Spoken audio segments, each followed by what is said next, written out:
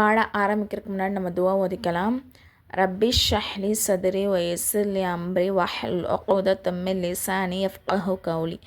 ரப்பி ஜித்னி இல்மா ரப்பி ஜித்னி இல்மா ரப்பி ஜித்னி இல்மா.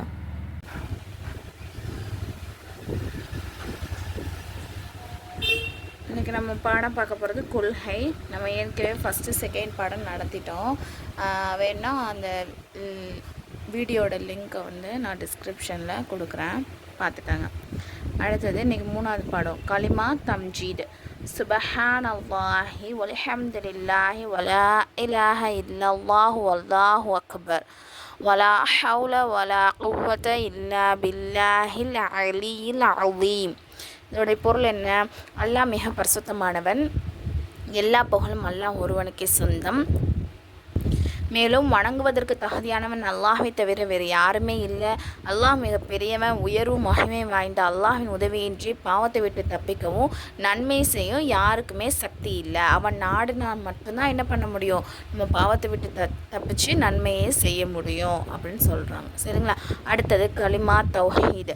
லா இலாஹ இல்லல்லாஹு வஹ்தஹு லா ஷரீக லஹு லஹுல் முல்கு வ லஹுல் ஹம்து யுஹ்யி வ யுமீது பியதிஹி லஹைரு வஹுவ அலா குல்லி ஷைஇன் கதீர். வணங்குவதற்கு தகுதியானவன் அல்லாஹை தவிர வேறு யாருமே கிடையாது. அவன் வந்து தனித்தவன், இணை இல்லாதவன். ஆட்சியும் புகழும் அவன் ஒருவனுக்கு மட்டும்தான் சொந்தம். அவன் தான் உயிரை கொடுக்குறான், அவன் தான் உயிரை எடுக்கிறான். எல்லா நன்மையும் அவன் கையில் இருக்கிறது. அவன் அனைத்து வஸ்துக்கள் மீதும் சக்தி உடையவனாக இருக்கிறான். இது எல்லாமே நம்ம வந்து ஈமான் கொள்ளணும். சரிங்களா? அதுக்கு தான் இது கொள்கையோடைய பாடத்தில் கொடுத்துருக்காங்க. சரிங்களா? கொள்கைனா என்ன அப்படின்னு சொன்னால் அக்கீதா அப்படின்னு சொல்லப்படும். இந்த எல்லா விஷயத்தையுமே நம்ம மனதார ஈமான் கொள்ளணும். அடுத்து இஸ்திக்ஃபார். அல்லாஹும்ம இன்னி அஊது பிக அன் உஷ்ரிக பிக ஷைஅன் வ அனா அஅலமு வஸ்தக்ஃபிருக லிமா லா அஅலமு. யா அல்லாஹ், நான் அறிந்த நிலையில் உனக்கு இணை வைப்பதிலிருந்தும் உன்னிடம் பாதுகாவல் தேடுகிறேன். நான் அறியாத நிலையில் உனக்கு இணை வைப்பதிலிருந்தும் உன்னிடம் பாவ மன்னிப்பு தேடுகிறேன் அப்படின்னு சொல்லிட்டு நம்ம என்ன பண்ணணும்? இஸ்திக்ஃபார், அதாவது பாவ மன்னிப்பு தேடுறோம். அடுத்தது ஈமான் முஜ்மல். ஆமன்து பில்லாஹி கமா ஹுவ பி அஸ்மாஇஹி வ சிஃபாத்திஹி வ கபில்து ஜமீஅ அஹ்காமிஹி. அல்லாஹுடைய திருப்பெயரை கொண்டும் அவனுடைய பண்புகளை கொண்டும் முறைப்படி நான் ஈமான் கொண்டேன். என்ன சொல்லணும்? ஈமான் கொள்ளணும். எப்படி? அல்லாஹுடைய திருப்பெயரை கொண்டும் அவனுடைய பண்புகளை கொண்டும் முறைப்படி நான் ஈமான் கொண்டேன். மேலும் அவனுடைய அனைத்து சட்டங்களையும் நான் ஏற்றுக்கொண்டேன். சரிங்களா? அடுத்தது ஈமான் முஃபஸ்ஸல்.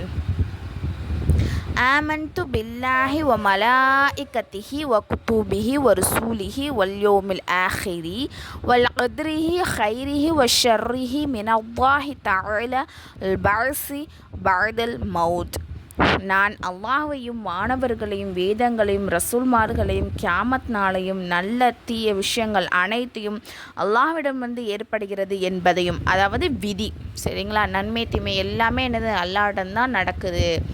மற்ற யாராலுமே என்ன பண்ண முடியாது, நமக்கு நன்மையோ ஒரு தீமையோ செய்ய இயலாது. அல்லாஹ் நாடினால் மட்டும்தான் அது நடக்கும், விதி. ஓகேவா?